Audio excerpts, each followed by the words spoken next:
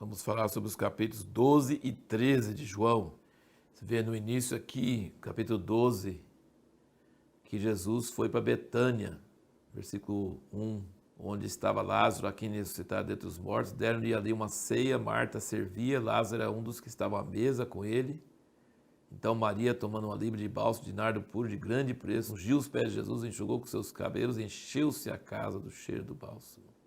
Isso escandalizou os discípulos, principalmente Judas Iscariotes, porque foi um valor aparentemente jogado fora, um alto valor jogado fora. Jesus falou que os pobres vocês sempre têm com vocês, mas a mim nem sempre me tendes.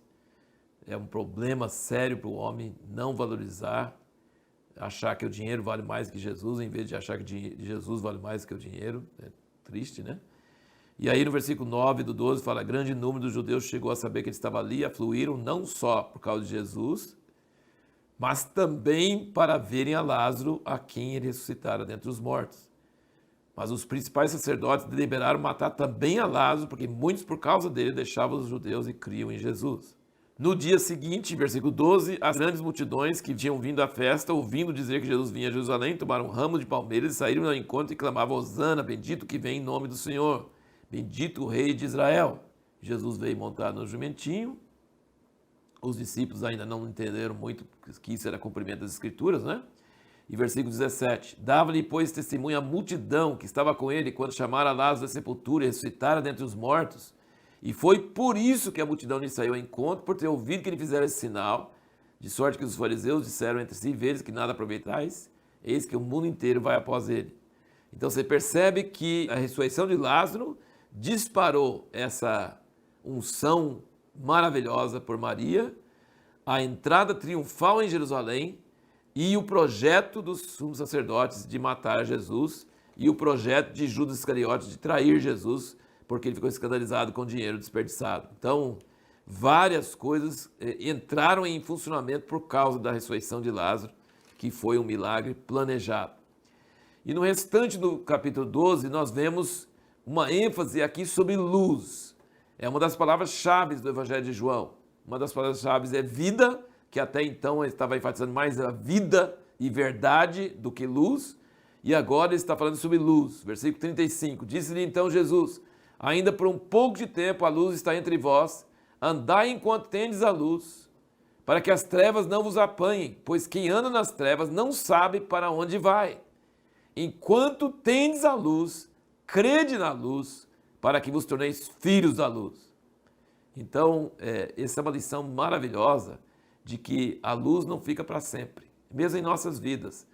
Toda pessoa, eu creio que toda pessoa que entra no mundo, em alguns momentos, Deus faz a luz aparecer para ela.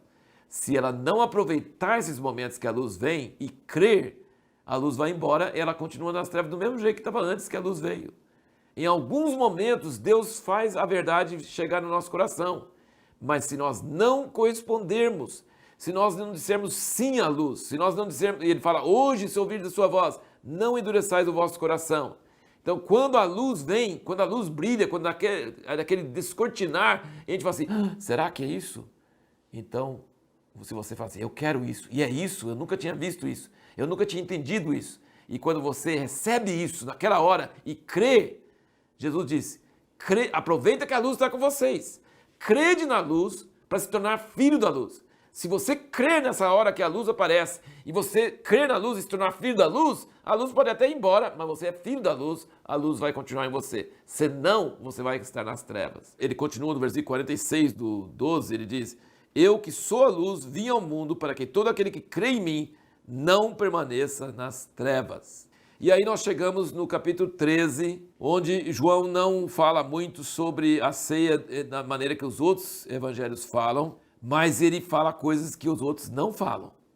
E uma das coisas foi esse lava-pés, e diz aqui que Jesus amou os seus que estavam no mundo e amou-os até o fim. E Jesus, então, ele lava os pés dos discípulos, e eu acho que todos ficaram envergonhados, sim, acho que eles ficaram vermelhos de vergonha, mas ninguém falou nada. E como sempre, Pedro nos ajuda e fala, o senhor não vai me lavar não, imagina, o senhor é um mestre e vem me lavar meus pés como se fosse um empregado, um servo. E Jesus, se eu não te lavar, não tens parte comigo. Então, Senhor, aquele, né, o sanguíneo é tudo ou nada, né? Lava a cabeça, lava tudo. Jesus falou, não, já lavou, só precisa lavar os pés. A pergunta que nós fizemos no último vídeo foi, como Jesus nos ensina a amar uns aos outros? Lavando os pés uns dos outros, lavando como servo. Ele ensinou várias vezes, ele falou com eles que quem quer ser o primeiro tem que servir. Só que isso não cai a ficha. Agora, esse negócio de Jesus levantar e lavar os pés deles, isso traumatizou eles, tá? No bom sentido, traumatizou eles. Porque o exemplo fala muito mais alto do que o ensinamento. Então ele ensinou. Mas os discípulos, nenhum deles se dispôs a levantar e lavar o pé dos outros, não. Você viu algum discípulo? Não. Mas Jesus, o Mestre e Senhor, e ele falou assim, e eu sou. Versículo 13, ele falou assim, vós me chamar de Mestre e Senhor, e dizeis bem, porque eu sou. Mais uma vez, eu sou aqui, ó. Eu sou o Mestre e Senhor. Ora, se eu, Senhor e Mestre, vos lavei os pés, também vós deveis lavar os pés uns dos outros. Porque eu vos dei exemplo, para que como eu vos fiz, façais vós também. E aí, no fim desse capítulo, ele diz, no versículo 34, um novo mandamento vos dou, que vos ameis uns aos outros. Assim como eu vos amei a vós, que também vós vos ameis uns aos outros. Nisso conhecerão todos que sois meus discípulos, se tiverdes amor uns aos outros. Esse é o novo mandamento. Assim como Jesus nos ama, se nós não soubermos do amor de Jesus por nós, a gente não consegue. Mas se nós sabemos do amor de Jesus por nós, então nós devemos fazer isso uns pelos outros. E como faz isso? Jesus mostrou.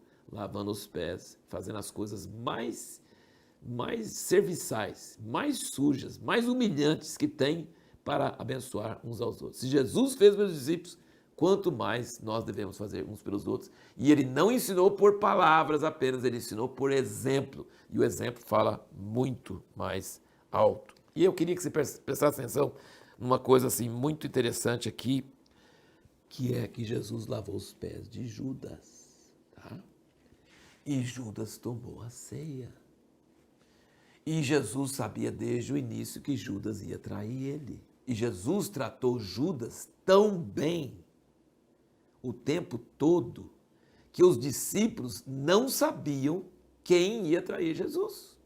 Então Jesus não discriminou Judas, apesar de saber que ele ia trair ele. Desde o início Jesus sabia. Mas ele mandou Judas, mandou os 2 em 2, Judas era um dos 2. Judas deve ter expulsado demônio, curado enfermos, deve ter feito tudo isso, sabe? E Judas era tesoureiro, ele que guardava o dinheiro de todo o grupo, ele que administrava. E João diz aqui que ele era ladrão, que ele roubava. Fala que Jesus era bom administrador, não sei não, hein? Se ele era bom administrador porque deixou a tesouraria na mão de um ladrão, então eu não acho que ele era tão bom administrador assim, não. Ele era administrador dos dons de Deus, ele não estava muito preocupado com outras coisas, não. Jesus tratou Judas igualzinho tratava os outros. Ele não discriminou Judas. Eu pergunto como que Jesus nos ensina a amar uns aos outros? Amar até os que nós sabemos que vão nos trair. Lavar os pés de quem vai nos trair. Agora, Jesus ficou perturbado, né? Olha aqui no versículo 21, diz, tendo Jesus dito isso, turbou-se em espírito, declarou, em verdade, vos diz que um de vós me há de trair. E os discípulos ficaram entreolhando, quem é? E ele falou, quem pega o pão comigo? Mas foi tão sutil esse momento, que aqui a gente lembra, que todo mundo viu que era Judas. Não. Diz que quando Jesus falou com ele, diz que entrou logo depois do bocado, versículo 27, entrou nele Satanás. Disse depois Jesus, o que faz o depressa.